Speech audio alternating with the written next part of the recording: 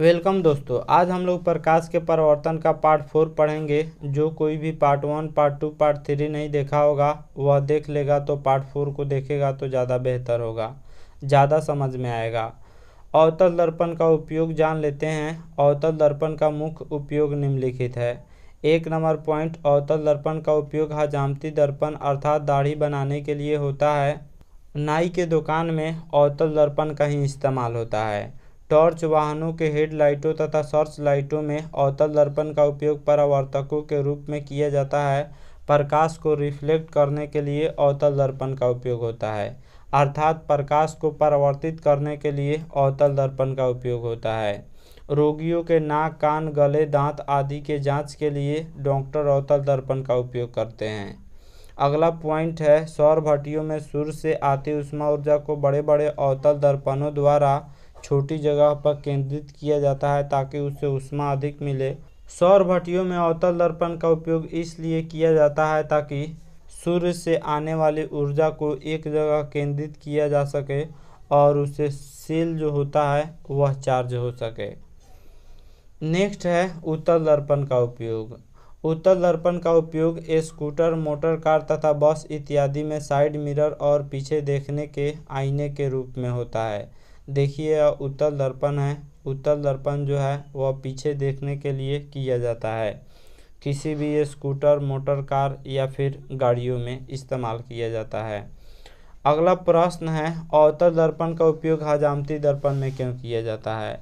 तो इसका उत्तर होगा, चूंकि अवतल दर्पण निकट रखी वस्तु का सीधा, बड़ा तथा आभासी प्रतिबिंब बनाता है, इसलिए अवतल दर्पण का उपयोग हजामती दर्पण के रूप में किया जाता है।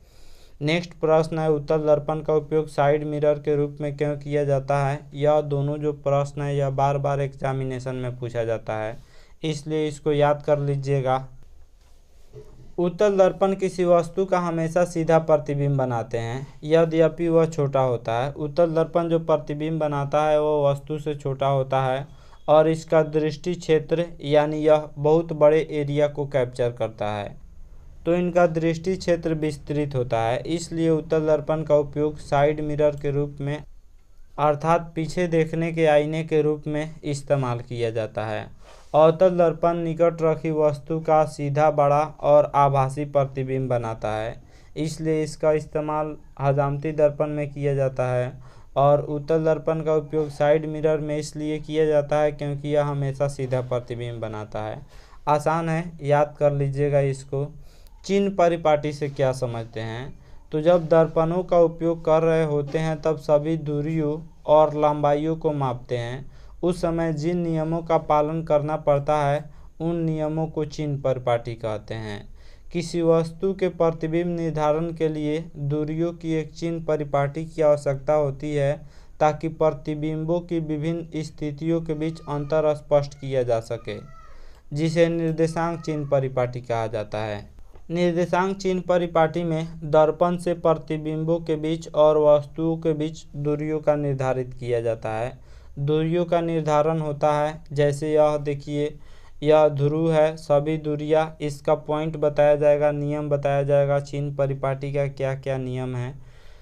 चिन्ह परिपाटी के अनुसार दर्पण के मुख्य अक्ष को निर्देशांक x डैश माना जाता है।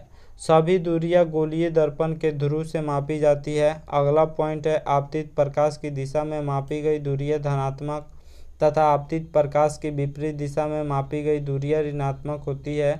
अगला पॉइंट है, दर्पण का अक्ष अर्थात x डैश के लंबवत मापी गई दूरियां धनात्मक होती है जब वे अक्ष ऊपर की ओर होती है तथा ऋणात्मक तब होती है जब वे अक्ष के नीचे होती है। देखिए, आपतित प्रकाश की दिशा में मापी गई सभी दूरियां धनात्मक होती है।